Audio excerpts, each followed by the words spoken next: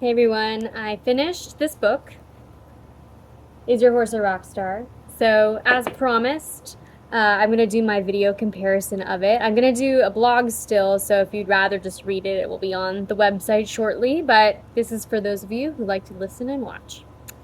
And I am out on the patio with Tyson, so, buddy, Tyson, come.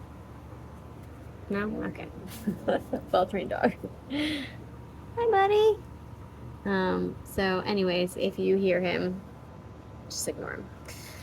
Okay, so the rock star, is your horse a rock star? I'm gonna call it the rock star method because the author, Dessa Hockley, does not name this method, and I'm not gonna say the title every time I talk about it. So, the rock star method is actually quite similar to EqPI, and I'm impressed because literally, like the first sentence in the introduction of the book, the author discloses that she has no background in psychology or uh, doing personality profiling for people or anything. So this book is purely based on anecdotal experience and research.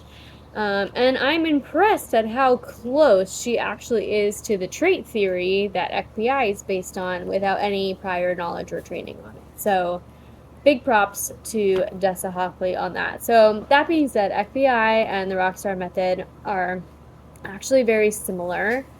EqPI, as you all hopefully know, is based on 4 spectrums of behavior, which are dominance, extroversion, stability, and structure.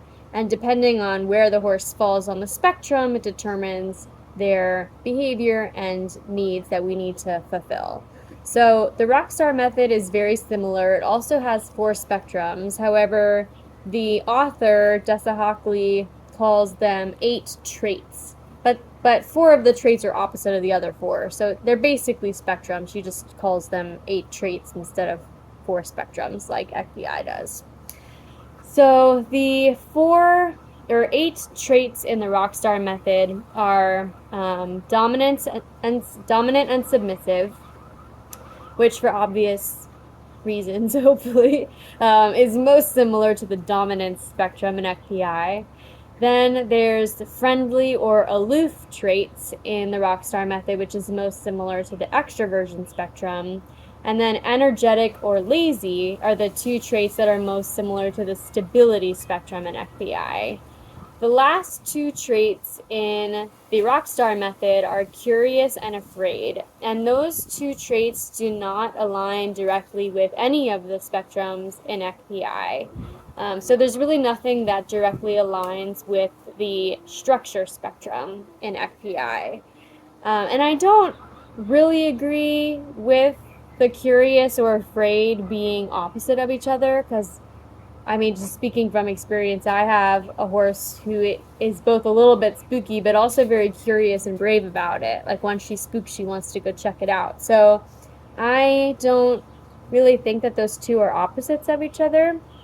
I think those 2 traits are the result of a relationship of 2 of the spectrums. So for example, curious, if I had to tie it to a specific spectrum, just one, it would be the extroversion spectrum on high extroversion.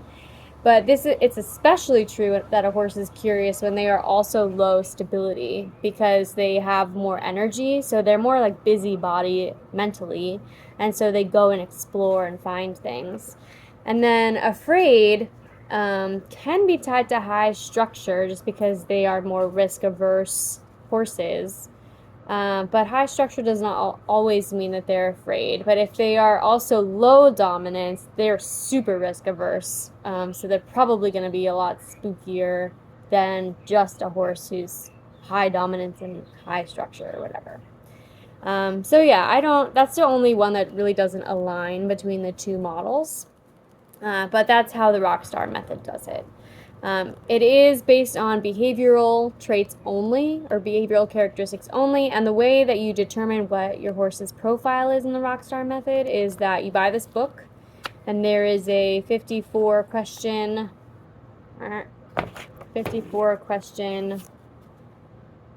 assessment at the end, and it determines what your horse's profile is. whereas EqPI is just all online. All right, so as far as another similarity, the philosophy, just like, sorry, my dog is eating something. Just like with the traditional Chinese medicine method, we all of them have the same kind of philosophy around why it's important to understand personality. So I think my assumption is, I have not read all of the personality methods out there, but my assumption is, what I'm seeing as far as a trend goes, is that we really want to understand personality so we can understand the horse's needs and make sure that those are being met from an individual level. All right, differences. I will start by saying that I acknowledge that this book was written in 2008, so 15 years ago at this point. So I'm gonna pick the model apart a little bit, but I also just want to say that maybe the information that we have now is not available to the author when she wrote this book. However, I haven't seen any like updated versions or anything like that to address some of the discrepancies between how she talks about personality and how horse brain works, and how we actually know how horse brains work, at least with the data that we have.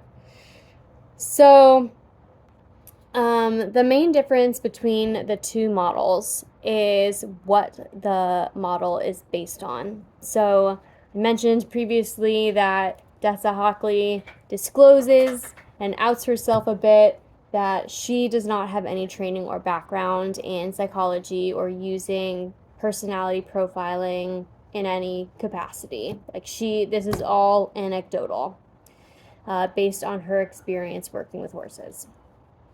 And I will say, I appreciate her disclosing that from the beginning, and knowing what we know now today about learning theory and ethology and how horses' brains function, it sort of becomes a little bit obvious that she doesn't have that background.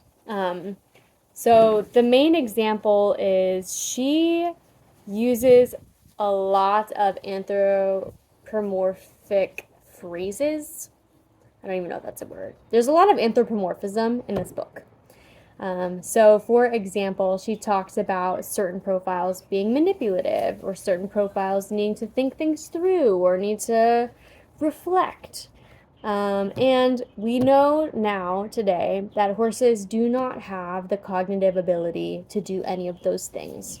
They don't have a prefrontal cortex, so they literally do not have the executive functioning capabilities to create a plan, to hold a grudge, to self-reflect.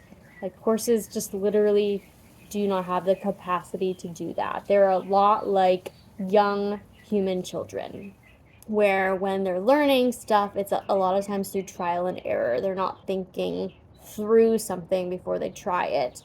They just kind of try it and see what happens. And if that doesn't work, they try something else and see what happens. And they learn from experience.